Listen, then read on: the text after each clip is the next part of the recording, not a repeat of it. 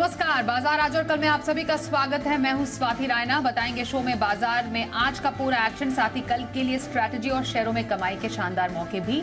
आप भी पूछ सकते हैं कोई सवाल, हमें कॉल कीजिए। फोन नंबर हमारा है 02223001634 या फिर आप हमें 02223001635 पर कॉल करें। फेसबुक पर @ZEE बिजनेस ऑनलाइन, ट्विटर पर @ZEE बिजनेस अपने सवाल भेजें #बाजार आज और कल लिखकर। और कल की तैयारी कराएंगे जी बिजनेस के मैनेजिंग एडिटर अनिल सिंघवी। साथ ही मेरे साथ एक और खास एक्सपर्ट है आज, ग्लोब कैपिटल के हिमांशु गुप्ता। हिमांशु जी का स्वागत है शो में। और सबसे पहले आज के कारोबार पर एक खास नजर डाल लेते हैं।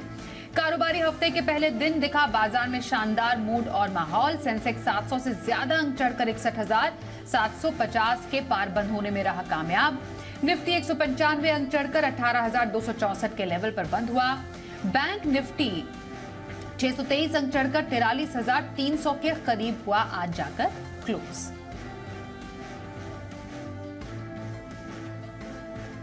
तो आज बाजार को कहां से मिला दमखम, समझते हैं अनिल जी से।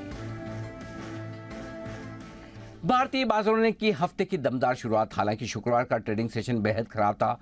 1000 पॉइंट से ज्यादा का नुकसान आपको बैंक निफ्टी में दिखा। 200 पॉइंट निफ्टी कमजोर होकर बंद हुआ, लेकिन निफ्टी ने तो आज पूरी की पूरी भरपाई भी कर दी और उससे कहीं ज्यादा मजबूती के साथ बंद हुआ। और बैंक निफ्टी भी 1000 पॉइंट के सामने 600 पॉइंट की मजबूती के साथ बंद होने में कामयाब रहा। यानी कि काफी कुछ भरपाई नुकसान की होती दिखी। अब ये भरपाई क्यों हुई, इसकी दो बड़ी वजह थी। पहली वजह तो यह कि अंतर्राष्ट्रीय बाजारों से संकेत बहुत अच्छे थे। डाउ में 4 दिनों की गिरावट के बाद शुक्रवार को 550 अंकों का दमदार उछाल मिला, बस वहीं से सपोर्ट आता दिखा।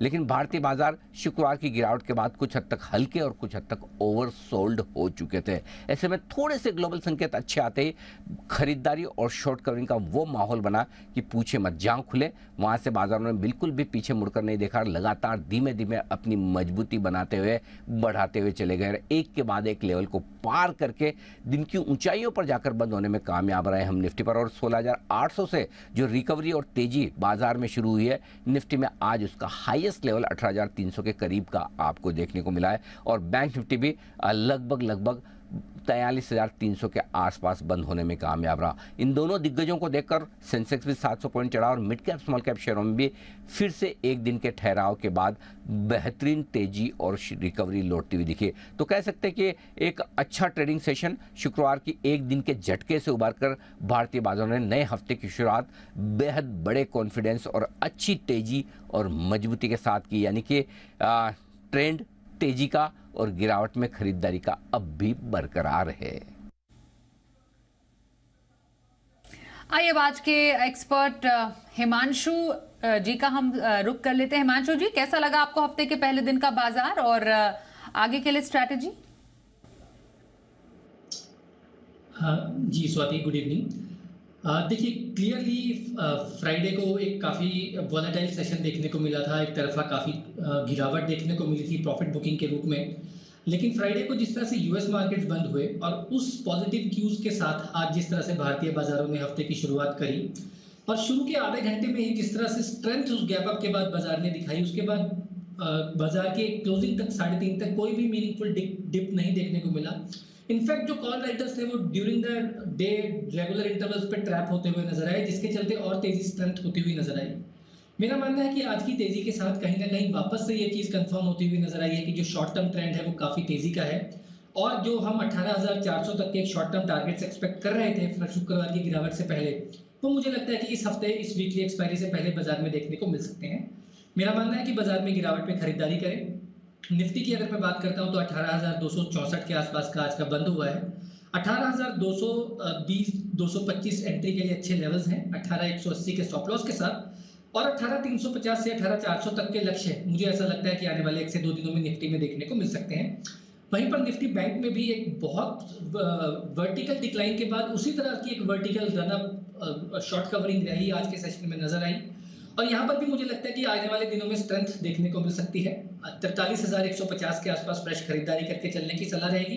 43,000 के नीचे का स्टॉप लॉस लगाएं और 43,500 43,600 तक के अपसाइड मुझे लगता है आने वाले 1 से 2 दिनों में देखने को मिल सकते हैं। तो ऑल इन ऑल बाजार की स्ट्रेंथ आज वापस लौटती हुई नजर आई।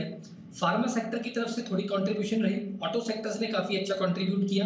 जहां पर मुझे लगता है कि आगे भी तेजी देखने को मिलेगी। और इसके साथ ही साथ हम लगातार देख रहे हैं कि इंफ्रास्ट्रक्चर और कैपिटल गुड स्पेस दो और पॉकेट्स हैं जहां पर खरीदारी बनते हुए नजर आ रही है। ओके, तो ये रही राय हिमांशु जी की बाजार पर और लेवल्स भी उन्होंने बताए। पोजिशनल ट्रेड कौन से स्टॉक में रखने की सलाह रहेगी ऐसे बाजार में आपके, हिमांशु जी? जी स्वाति, तो मुझे ऐसा लगता है कि hotel as a space, hotel and hospitality sector ये बहुत ही जबरदस्त स्ट्रेंथ दिखाता हुआ नजर आया है। और यहाँ पर F&O स्टॉक में जो दिग्गज स्टॉक है इंडियन होटल्स, उसके चार्ट्स काफी स्ट्रांग दिखते हैं। फंडामेंटली बहुत स्ट्रांग कंपनी है। ताज ग्रुप ऑफ होटल्स ये कंपनी के पोर्टफोलियोज में है। और जिस तरह का हम देख रहे हैं कि G20 के चलते डिमांड है, ICC वर्ल्ड कप भी इसी साल होना है, और सबके चलते मुझे लगता है होटल स्टॉक्स यहाँ से भी काफी अच्छी तेजी दिखा सकते हैं। पोजिशनली इंडियन होटल्स में खरीदारी करें। 370 रुपए के आसपास का आज का क्लोज है यहाँ पर। और अगर कोई भी डिप मिलता है 360 365 के आसपास, वहां पर पोजीशन को ऐड करके चलने की सलाह है। 350 के नीचे का क्लोजिंग बेसिस पर स्टॉप लॉस लगाएं। और मुझे लगता है कि 400 से 410 रुपए तक के लक्ष्य आने वाले कुछ हफ्तों में इंडियन होटल्स में देखने को मिल सकते हैं। काफी स्ट्रॉन्ग चार्ट फॉर्मेशन है, फंडामेंटली बेहद ही स्ट्रॉन्ग काउंटर है। इंडियन होटल्स पोजिशनली खरीदारी करके चलने की सलाह है। जी, और लॉन्ग टर्म के लिए कौन सा स्टॉक आप खरीदारी की राय देंगे? बिल्कुल, तो देखिए ऑटोज, मैंने जैसा कि जिक्र किया था अभी कि ऑटो इंडेक्स जो था वो ऑलमोस्ट आज अपने नए हाइज के आसपास बंद हुआ है। हमने देखा कि पिछले काफी समय से टू व्हीलर ऑटो स्पेस में एक अच्छी रौनक देखने को मिली थी। फिर ऑफ लेट हमने देखा कि कहीं ना कहीं मारुति में भी ट्रैक्शन बनती हुई नजर आई। M&M, TVS मोटर्स सब कंट्रीब्यूट करते हुए नजर आए हैं। लेकिन यहाँ पर एक स्टॉक काफी समय से जो एक स्ट्रॉन्ग कंसोलिडेशन में था, उसमें आज एक ब्रेकआउट आया है। वो स्टॉक है टाटा मोटर्स, जो आज 500 रुपए के आसपास बंद हुआ है। मुझे लगता है आज के ब्रेकआउट के साथ ये कंफर्मेशन आती हुई नजर आई है कि ये स्टॉक वापस से अपना जो अप ट्रेंड है उसमें मोमेंटम पकड़ता हुआ नजर आ सकता है। तो यहाँ से आने वाले 6 से 8 महीने के नजरिए से टाटा मोटर्स में खरीदारी करें। कोई भी गिरावट अगर 485 490 रुपए तक मिलती है तो स्टॉक को ऐड करें। 470 रुपए के नीचे का क्लोजिंग बेसिस पर स्टॉप लॉस लगाएं। और मुझे लगता है कि टाटा मोटर्स में आने वाले 6 से 8 महीने में 650 से 680 रुपए तक के टारगेट्स देखने को मिल सकते हैं। जी, तो ये रही लॉन्ग टर्म की राय। टाटा मोटर्स में खरीदारी की सलाह दे रहे हैं हिमांशु गुप्ता जी। पहले कॉलर से बात करते हैं। हमारे साथ हैं अहमदाबाद से अभिजीत जी। नमस्कार, बताइए कौन से स्टॉक पर सवाल है आपका? Good evening ma'am. Hello, good evening. Good evening. Actually सुन मैडम पा रहे हैं, सवाल पूछिए सर। मेरे पास में 2 स्टॉक है। पहला है दीपक नाइट्रेट, 50 क्वांटिटी है, 1790 रुपए का खरीदारी है। और दूसरा स्टॉक है 1790 रुपए की, ठीक है।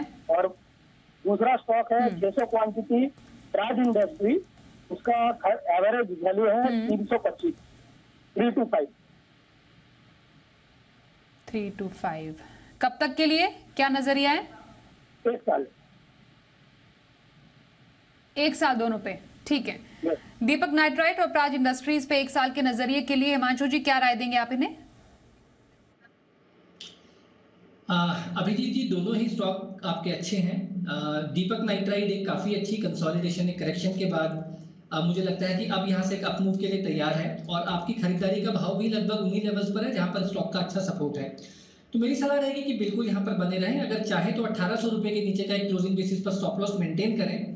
स्टॉक जैसे ही 2000 के ऊपर स्टेबल होगा, 2000 के ऊपर निकलना शुरू करेगा, यहाँ पर मोमेंटम बिल्ड होता हुआ नजर आ सकता है।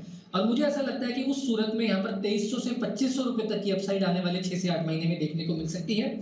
तो रिस्क रिवॉर्ड अट्रैक्टिव है। 1800 के छोटे स्टॉप लॉस के सामने आपको 2300 से 2500 रुपए तक की अपसाइड देखने को मिल सकती है। बिल्कुल बने रहें, होल्ड करके चलने की सलाह है। दूसरा स्टॉक प्राज इंडस्ट्रीज, यहाँ पर भी स्टॉक का 300 रुपए के आसपास एक अच्छा बेस बनता हुआ नजर आया है। इस सेक्टर पर हम वैसे भी काफी बुलिश है। शुगर से रिलेटेड सेक्टर में जिस तरह से प्राज इंडस्ट्रीज है, और अच्छे सपोर्ट के बाद अब यहाँ पर एक मोमेंटम बनता हुआ नजर आ रहा है। तो प्राज इंडस्ट्रीज में भी फिलहाल बिल्कुल होल्ड करें। 340 335 के एक अच्छे लेवल्स हैं, जिसके अगर वहां पर आता है स्टॉक तो पोजीशन को ऐड कर सकते हैं 325 रुपए के क्लोजिंग बेसिस के स्टॉप लॉस के साथ। और यहाँ पर भी मेरा ऐसा मानना है कि आपको आने वाले 6 से 8 महीने में 450 रुपए तक के लक्ष्य देखने को मिल सकते हैं। तो प्राज इंडस्ट्रीज में भी बने रहने की सलाह। दीपक नाइट्राइट और प्राज इंडस्ट्रीज दोनों को होल्ड करने की सलाह आपके लिए हिमांशु गुप्ता जी की तरफ से। कानपुर से अजय गुप्ता हमारे साथ है, उनसे बात करते हैं। अजय जी नमस्कार, कौन से स्टॉक पर सवाल है आपका? मैडम, मेरे पास में स्टेट बैंक 544 से 184 है, और इलेक्ट्रिकल कास्टिंग ये 38 रुपए 25 पैसे में 1500 है। मुझे क्या करना चाहिए?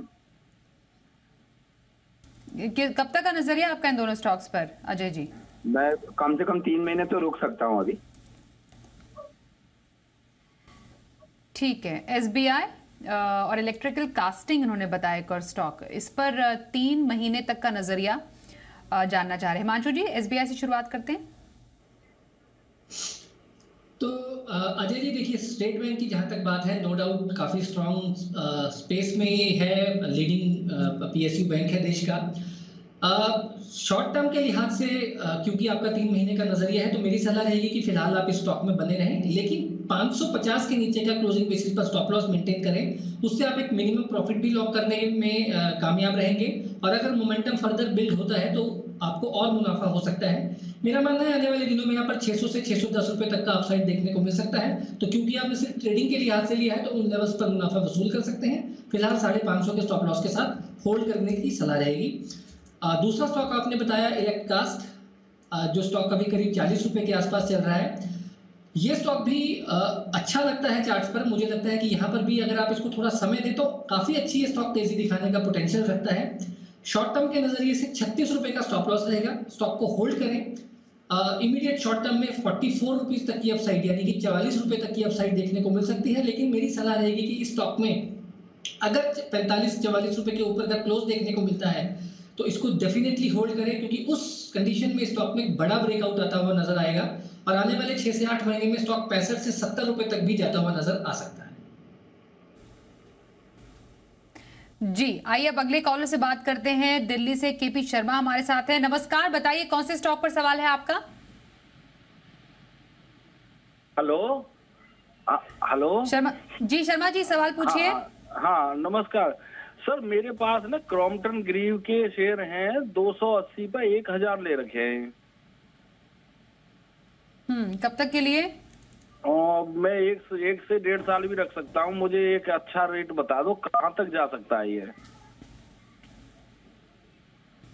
ठीक है, 1 से 1.5 साल का नजरिया क्रॉम्पटन ग्रीव्स पर खरीद से काफी कुछ नीचे है ये स्टॉक। फिलहाल इसका भाव रिकवरी कर पाएंगे आपको लग रहा है अगले 1-1.5 साल में?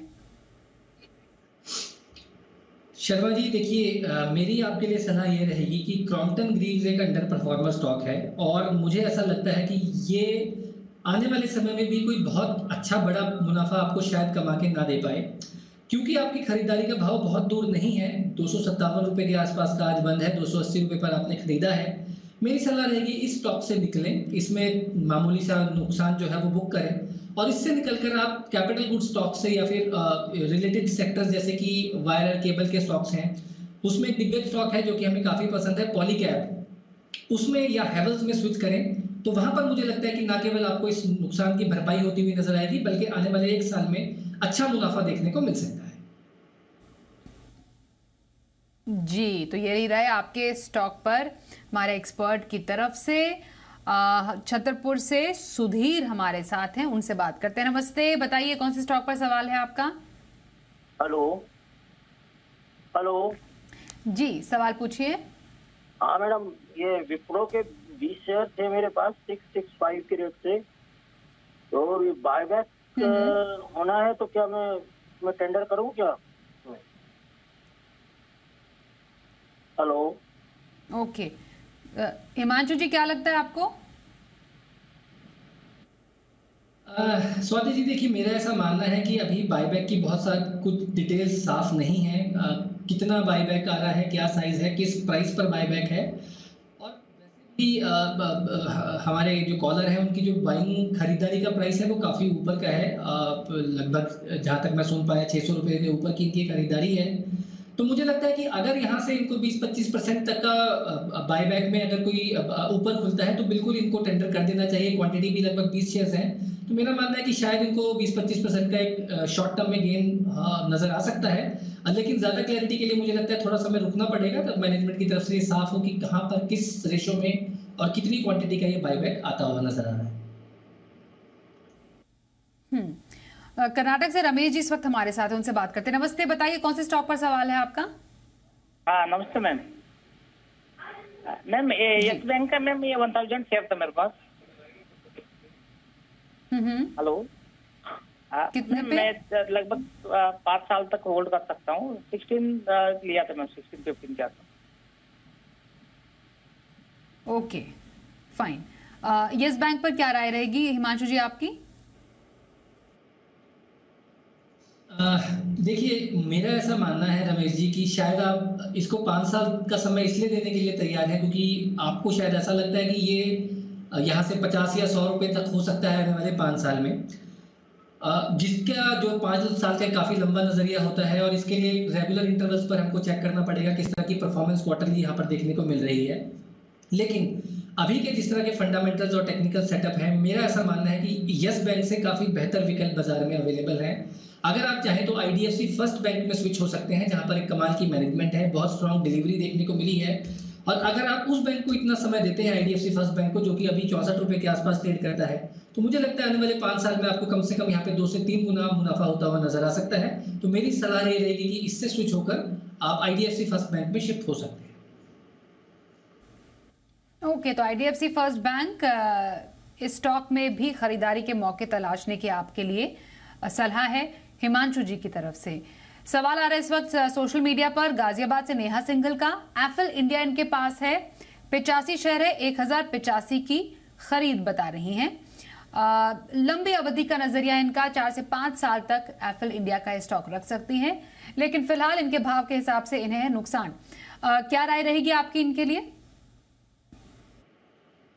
नेहा जी, आपका स्टॉक सिलेक्शन अच्छा है, एक अच्छा आउट परफॉर्मर स्टॉक रहा है और अभी अपनी एक कंसोलिडेशन, एक करेक्शन साइकिल ये स्टॉक पूरा करता हुआ नजर आ रहा है। 900 रुपए के आसपास स्टॉक में मल्टीपल सपोर्ट्स मैं देख पा रहा हूं, तो मुझे लगता है कि शायद 900 रुपए के आसपास स्टॉक ने ऑलरेडी अपना एक बेस बना लिया है। आप इस स्टॉक में बिल्कुल निवेशित रहें। मुझे ऐसा लगता है कि स्टॉक जैसे ही 1000 रुपए का लेवल पार करेगा, जो कि मुझे लगता है आने वाले कुछ हफ्तों में कर सकता है, उसके बाद स्टॉक में मोमेंटम बनता हुआ नजर आ सकता है और बेहद शॉर्ट टर्म में 1130 1150। लेकिन आने वाले, अगर आप इसको 6 से 8 महीने या 1 साल से ज्यादा का समय देते हैं, तो मुझे लगता है 1250 से 1300 तक के भी भाव आपको एफएल में देखने को मिल सकते हैं। तो होल्ड करके चलने की सलाह है। कल के बाजार पर क्या रखें खास स्ट्रैटेजी और बाजार के लिए अहम संकेत, समझते हैं अनिल जी से। आज हमारे बाजारों के बंद होने के वक्त डाउ फ्यूचर्स हल्के हरे निशान में 40-45 पॉइंट ऊपर ट्रेड करते हुए दिख रहे थे और नैस्डैक फ्यूचर्स एकदम फ्लैट, यानी कि देखते हैं अमेरिका में शुक्रवार की बड़ी तेजी के बाद आज वहां के बाजार किस तरह का प्रदर्शन करते हैं। लेकिन भारतीय बाजारों के लिए अपने संकेत काफी अच्छे हैं। शॉर्ट कवरिंग काफ़ी हो चुकी है, अब फ्रेश खरीदारी चाहिए। देखेंगे कि आज के सेशन में क्या फिर से एफआईज और लोकल फंड्स की तरफ से खरीदारी के आंकड़े नजर आते हैं या सिर्फ शॉर्ट कवरिंग ने बाजार को बढ़ाया है। सपोर्ट धीमे धीमे ऊपर की तरफ शिफ्ट होता दिख रहा है। कल के लिए अब बाजार जो मजबूत सपोर्ट के तौर पर देखेगा वो होगा 18,100 से 18,150। ऊपरी स्तरों पर 18,350 18,425 की रेंज तक जाने की कोशिश निफ्टी की हो सकती है। बैंक निफ्टी का जहां तक सवाल है 43,000 43,075, ये बैंक निफ्टी पर कल के लिए मजबूत सपोर्ट का काम करेगा और ऊपरी स्तरों पर 43,600 से 43,725 की रेंज होगी जहां तक बैंक निफ्टी जाने की कोशिश कर सकता है। तो बेहद इंटरेस्टिंग बाजार नजर आ रहे हैं। फिर से इस रनअप के हायर लेवल पर बैंक निफ्टी पहुंचने की कोशिश कर रहा है और निफ्टी ने आज हफ्ते की शुरुआत में ही जो ब्रेकआउट दिया उसे आगे बढ़ाने की कोशिश वहां पर भी होगी। इन सबके बीच में नतीजों का सपोर्ट है और इनको देखते हुए कैश मार्केट के स्टॉक्स में मिड कैप स्मॉल कैप शेयरों में तेजी का रुझान जो बना हुआ है वो कल भी आपको आगे बढ़ता हुआ नजर आ सकता है। और आइए अब देखते हैं कल का ऑप्शन।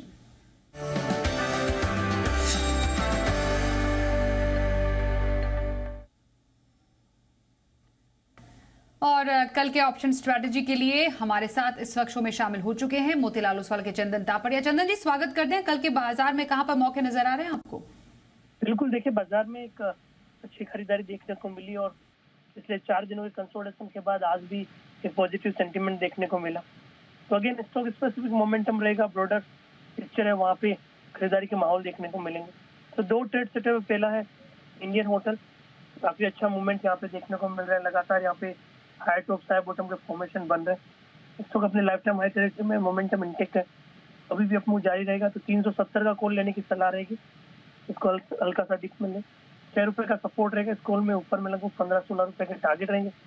दूसरा ट्रेड रहेगा इंडिगो, इस काउंटर में एक अच्छा खासा बेस बनने के बाद में मोमेंटम बना है, सपोर्ट्स ग्रेजुअली ऊपर की तरफ शिफ्ट हो रहे हैं और करंट लेवल पे देखते हुए लग रहा है 3-4% के रनअप बनने चाहिए।